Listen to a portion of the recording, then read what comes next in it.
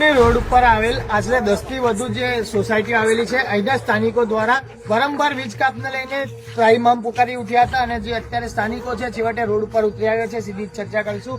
જે આપનું નામ? મારું નામ વિશાલ પ્રજાપતિ. શું છે તમારી સમસ્યા? શું અમારી સમસ્યા એ છે કે વારંવાર આ લાઇટ જતી રહેવાની મોટી સમસ્યા છે અને સ્થાનિકો, અહીંના જે સ્થાનિકો છે બધા જે 5 થી 7 સોસાયટીના, એ બધા દરરોજ રાતે હેરાન થાય છે. દરરોજ રાતે અહીંયા આગળ ભેગું થવું પડે છે. તો આ જીબી વાળા કરે છે શું?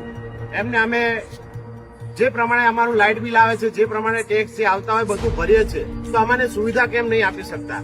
અમે નવી ડીપી ની અરજી કરી હતી, નવી ડીપી નાખી, છતાંય આ પ્રોબ્લેમ ઉભો ને ઉભો જ છે. અને આ નાના ફૂલકાઓ બિચારા આ 12 વાગ્યા સુધી જાગે છે. સવારે સ્કૂલે 9 વાગે 8 વાગે સ્કૂલે જવાનું હોય, એ કેવી રીતના જઈ શકે? 4 વાગે સુવે પછી સવારે સ્કૂલ ના જઈ શકે, તો આમનું ભવિષ્ય શું?